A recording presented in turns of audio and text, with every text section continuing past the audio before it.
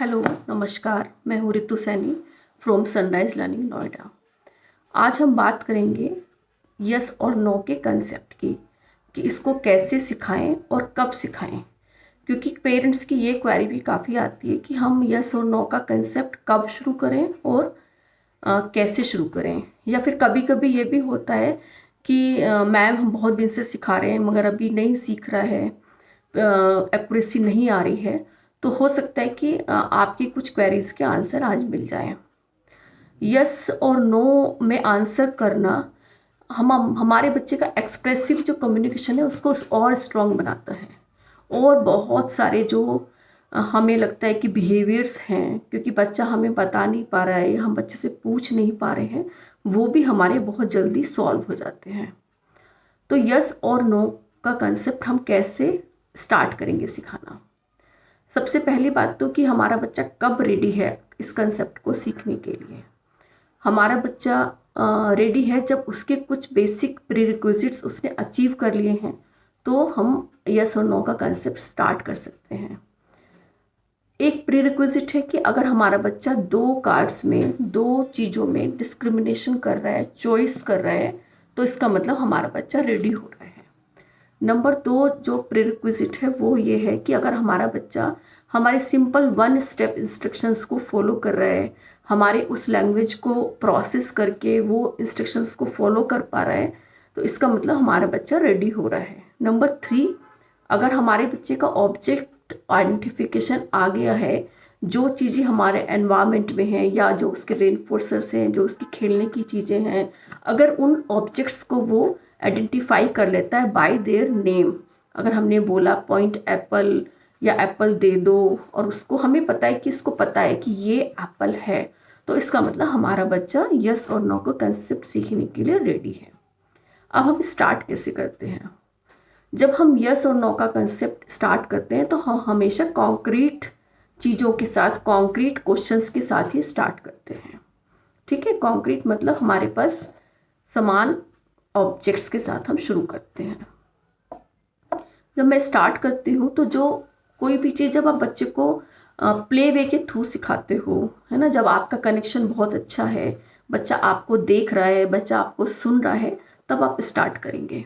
ठीक है, तो जैसे मैं स्टार्ट करती हूँ, जब मेरा सेशन होता है या बच्चा मेरे पास होता है, अभी वो रेडी है मेरी बात सुनने के लिए, तो मैं उसको जैसे मैंने दिखाया, ओके देखो मैम के पास तो ग्लास है, ग्लास, यस ये तो ग्लास है, यस।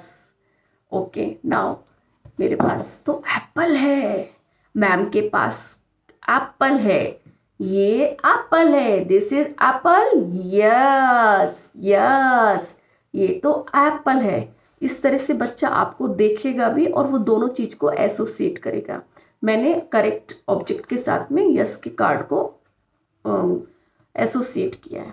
ठीक है, तो इस तरह से अगर हम 1 2 3 बच्चों को कार्ड के साथ चीज़ें एसोसिएट करके दिखाते हैं तो बच्चे उसको देख के थोड़ा थोड़ा उस पर अटेंशन देना स्टार्ट कर देते हैं। एक बात आपको हमेशा याद रखनी है कि जब आप यस और नो का कंसेप्ट सिखाना स्टार्ट करेंगे तो आपको एक बार में एक ही कंसेप्ट को लेना है। या तो आप यस का कंसेप्ट सिखाएंगे या आप नो का कंसेप्ट सिखाएंगे, आप दोनों कंसेप्ट्स को मिक्स नहीं करेंगे। ठीक है, तो जब हमारे बच्चा यस के आंसर्स करने स्टार्ट कर देगा, जब हमने सपोज यस सिखाया है, तो उसके बाद हम नो का कंसेप्ट उसके साथ में इंट्रोड्यूस करेंगे। ठीक है, तो अब हम सिखाते कैसे हैं। हमारे पास अब हमने बच्चे को एक बार एसोसिएट करा दिया, मैम के पास तो एप्पल है, ये एप्पल है, यस। फिर हम उसके साथ में सिंपल लैंग्वेज में क्वेश्चन आंसर पूछेंगे। ठीक है, हमारे पास दोनों कार्ड हैं, यस और नो का कार्ड है, और मेरे पास एक एप्पल भी है। ठीक है, हम प्रॉम्प्ट्स यूज़ करेंगे। ठीक है, क्योंकि अभी हमारा बच्चा सीख रहा है, और जब हमारा बच्चा सीख रहा होता है तो हम उसको राइट आंसर करने के लिए हमेशा प्रॉम्प्ट करते हैं। ओके, इज दिस एप्पल, क्या ये एप्पल है, yes yes very good. Okay, क्या ये ग्लास है, yes, is this glass, yes yes. तो आपको ऐसे ऑब्जेक्ट्स लेने हैं जैसे हमने बात करी थी कि बच्चे को कुछ ऑब्जेक्ट्स का आइडेंटिफिकेशन होना चाहिए, कि जो ऑब्जेक्ट्स आपको पता है उसको 100% उसको पता है, वो श्योर है, उसने हमेशा आपको राइट आंसर्स दिए हैं कि ये एप्पल है, कि ये ग्लास है। ठीक है, इस तरह से फिर हम उसकी चॉइस के आंसर्स पूछ सकते हैं। एक मिनट, हम उसकी चॉइस के आंसर्स भी पूछ सकते हैं, जैसे क्या आप एप्पल खाओगे, डू यू वॉन्ट एप्पल। तो तब भी आपको उसका हाईली रेनफोर्सर आइटम लेना है, चाहे वो ईडेबल हो या उसकी कोई प्ले की चीज़ हो। ठीक है, do you want Apple, yes yes. तो इस तरह से हम यस का कंसेप्ट सिखाते हैं। फिर सेम तरीके से जब हमें लगेगा कि हमारा बच्चा यस वाले आंसर्स बहुत अच्छे से करने लगा है, 60-70% एक्यूरेसी के साथ वो यस वाले क्वेश्चंस कर लेता है, तब हम नो को इंट्रोड्यूस करेंगे, नो वाले क्वेश्चंस को। जैसे मैंने बच्चे से कहा, ओ बनाना, मैम के पास तो बनाना है, इज दिस बनाना। तो बच्चे को पता ही है एप्पल है। जब मैं बनाना बोल रही तो वो देख रहा है मेरी तरफ, तब मैं उसको, जब वो उसने जैसे मेरी तरफ देखेगा, no this is not banana, no. तो आपको यहाँ पर जेस्चर भी यूज करना है नोडिंग का, और आपको नो वर्ड के ऊपर पूरा इम्फेसिस करना है, पूरा जोर दे के बोलना है। ठीक है, इस तरह से आपने एक दिन कुछ चीज़ों के साथ एसोसिएट किया नो का कार्ड, और फिर सेम तरीके से आपने दोनों कार्ड्स रखे और अपने सिंपल क्वेश्चंस, क्या ये कप है, नो नो। क्या ये बनाना है, नो नो। तो इस तरह से आपने सिंपल क्वेश्चंस पूछे, प्रॉम्प्ट्स आप यूज करेंगे। अगर आपका बच्चा हेड नोट करता है तो बहुत अच्छा है, नहीं करता है तो आप बहुत फोकस उस पर नहीं करेंगे। आपको कार्ड्स पहले, एक बार जब कार्ड पे सीख जाएगा तो आप हेड नोडिंग पे भी काम कर सकते हो अलग से, और फिर वो उसके साथ में यूज़ कर लेगा।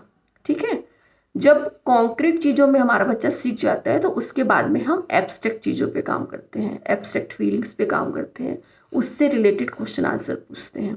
ठीक है, जैसे कि क्या आपको भूख लगी है, क्या आपको प्यास लगी है, या फिर क्या आप हैप्पी हो, क्या आप सैड हो।